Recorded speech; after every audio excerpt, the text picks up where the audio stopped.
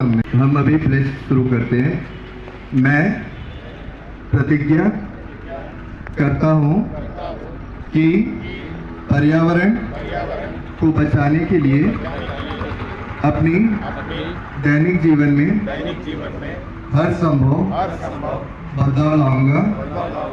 मैं यह भी वचन देता हूँ कि अपने परिवार, मित्रों और अन्य लोगों को पर्यावरण के अनुकूल और व्यवहारों के महत्व के विषय में सतत रूप से प्रेरित करूंगा। धन्यवाद। यहाँ पर मौजूद सभी वी न्यूज में आप सभी का स्वागत है। मैं हूँ वल्ली। परिवार और जान आज की जो परवाह है किए फॉरेस्ट बगैर डिपार्टमेंट की इस ओर जंगल से और उसके रैली जीवों का की सुरक्षा आयोजन में किया दिन गया, रात जैसे कि इस मॉर्निंग को 7:30 भारत में बजे जंगलों टिकलीपुर और उसके बाजार वन्य में प्राणियों की सुरक्षा रैली का जो है हमेशा से स्टार्ट ही किया एक गया बड़ी था, चुनौती रही। और जिसमें हाथियों को नहलाने से लेकर आप देख सकते हो उनका अभी खाना एरियल पे बनाना में जो है और उनकी सेहत का ध्यान फॉरेस्ट रखना, डिपार्टमेंट ये का सारे रैली काम चल रहा महावत और है, चारा जो कटर कि ही यहाँ करते के हैं। एरियल पे की आप तभी देख तो सकते एक कोस्ट अलग गार्ड का ही जो प्रेम चौक है होता वहाँ है से एक स्टार्ट हाथी हुआ। और उसके वहाँ से महावत के लेकर बीच, अब जो है ये लोग जो अपना शायद फॉरेस्ट ही कोई डिपार्टमेंट का और जो समझता है। चौक है वहाँ तक जाएंगे, जिसके सुबह से अगर लेकर किसी ये रैली जानवर चल द्वारा रहा है। किसी सुबह टिकलीपुर में स्थानीय जैसे मैंने ग्रामीणों की कहा फसल का नुकसान स्टार्ट हो हुआ, जाए, तब जो तो है यहाँ के जवाबदारियां और असिस्टेंट भी बढ़ कमिश्नर मिस्टर अनुज जी, अंधेरा होते ही उन्होंने शिकारी इस गतिविधियों में रैली बढ़ने का की संभावना आरंभ भी बढ़ सुबह जाती फ्लैग है। दिखाकर स्टार्ट इसीलिए किए। रात्रि गश्ती उसमें के दौरान जैसे कि दीपांकर यहाँ के प्रमुख जी वो भी शामिल थे। शिकारियों की फिर गतिविधियों पर खास नजर रखी यहाँ के जाती जो सिंगाराम सारी सर वो रात भी उसमें गश्त शामिल करके थे। अपने कैंप काफ़ी सारे लौटते नामचीन लौटते ई सर, हमेशा हमारे ही चितप्पा आउट सर वो भी उस रैली में सुबह शामिल थे। 24 फिर यहाँ के घंटे जो डीएफओ जंगलों सर है में वो भी परिवार वहाँ के पर बिना शामिल रहे। थे। और लगातार मेडिकल काम टीम भी करना उसमें बहुत अच्छे सारे अच्छों के शामिल मौतों थे। में मॉर्निंग भी। को हमने देखा। पर हमारे ग्रीन सोल्जर्स को हराना आसान काम नहीं। इस रैली का अंत होगा अभी, अब देख सकते हैं ख़त्म ही होने वाले हैं। हम भी सुबह से इन्हीं के साथ है, और ये जो रैली हो रहा है आज का, खास करके लोगों का इन्वामेंटल के लिए हो रहा है, जो इको इन्वामेंट होता है उसके लिए किया जा रहा है, अवेयरनेस क्रिएट कर रहे हैं। तो सुबह जो हमने देखा उसके साथ साथ डुगोंग का भी हमने देखा रैली जो कर रहे हैं, डुगोंग बचाओ, उसके हमने स्पीच भी इनसे सुना है। तो आइए और देखते हो जानते हैं। धन्यवाद।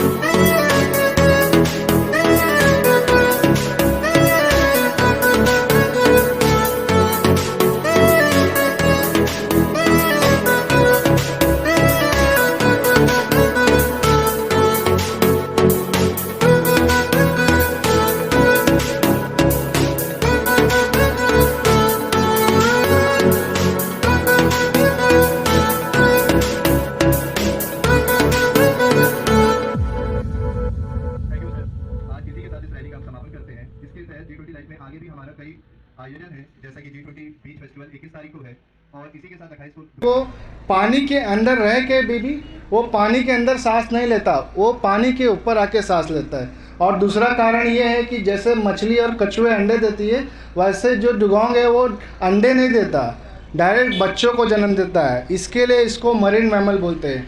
और ये पानी सुअर आप लोग के आइलैंड के लिए स्पेशल एक और चीज़ के लिए, क्योंकि ये आपका आइलैंड का स्टेट एनिमल है। जैसे हमारा नेशनल एनिमल टाइगर है, उसको बचाने के लिए पूरा देश समर्थन करता है और सपोर्ट करता है, क्योंकि वो देश का गर्व है। वैसे ही ये डुगोंग पानी सुअर आपके आइलैंड का गर्व है और इसको बचाना चाहिए। और ये बचाने का काम खाली एक डिपार्टमेंट और एक किसान का काम नहीं है, इसके लिए सभी लोगों को, सभी आइलैंडर्स को सपोर्ट करना चाहिए इसको बचाने के लिए, क्योंकि ये आपका राज्य का गर्व है। अगर आप लोग नहीं बचाएंगे तो ये आने वाले कुछ सालों में ख़त्म हो जाएंगे, तो इसके लिए इसको बचाना चाहिए। और पानी सुअर कम पहले पूरे भारत में काफ़ी संख्या में था, लेकिन कुछ कारण के कारण उसकी संख्या इतनी कम हो गई है कि वो एकदम विलुप्त होने के कगार पे है। तो उसका संख्या कम होने का कारण है, पहला तो आप लोग यहाँ पे जितने भी लोग फिशिंग करते हो, आप लोगों को कुछ तो आइडिया होगा। तो पहला रीज़न है उसका जाल में फंसना। तो जैसे पानी सुअर अगर कभी सांस लेने ऊपर आया, तो अगर आपने जाल बिछा के रखा है तो उसमें फंस जाएगा, तो उससे क्या होगा, उसकी दम घुटने की मौत हो जाएगी। और दूसरा है उसका शिकार किया जाता है। और तीसरा क्या है, जैसे आप लोग डॉल्फिन देखते हो, वो जंप करता है, या तो उसका फिन दिखता है। वैसे पानी सुअर में ना तो फिन है ना तो वो जंप करता है। अगर समझ लो वो सांस लेने के लिए ऊपर आया और अगर आप बोट चला के ले जा रहे हो, तो चांसेस है कि वो बोट से टकरा जाए। तो ये तीसरा रीज़न है इसका। और चौथा रीज़न है कि पॉल्यूशन, प्लास्टिक, जो आजकल पूरे विश्व में एकदम उसका पॉल्यूशन काफ़ी बढ़ गया और ख़तरा है। वो खतरा ना ही ये पानी में रहने वाले जानवरों के लिए, ये आप लोग के लिए भी है। तो ये पानी सुअर बचाना इम्पोर्टेंस क्यों है? इसको बचाना इम्पोर्टेंस इसके लिए है क्योंकि ये सबसे पहले तो आपका राज्य प्राणी है, और दूसरा इसको समुद्री किसान भी बोलते हैं। समुद्री किसान, जैसे पानी सुअर सिर्फ और सिर्फ घास खाता है, उसको प्योर वेजिटेरियन। तो वो जितना भी घास खाएगा पानी के अंदर रहने वाला, उतना क्या होगा, वो घास बढ़ेगा। और घास बढ़ने से क्या होगा, जो मछलियाँ हैं वो घास यूज़ करती है, समुद्री घास, अंडे देने के लिए। और फिर वही घास यूज़ करेंगी छोटे मछलियाँ प्रोटेक्शन के लिए, उनको प्रोटेक्शन मिलता है। अगर समझ लो अगर घास ही नहीं रहेगा तो मछलियों को प्रोटेक्शन कैसे मिलेगा? फिर जब वो मछलियाँ बड़ी होती है तब वही जाके ओपन ओशन में, कोरल रीफ्स में, पत्थर में, या तो ओपन जिसका फिशिंग करते हैं हम लोग, इसका फ़ायदा हमें होगा। तो इसके लिए इसको बचाना ज़रूरी है।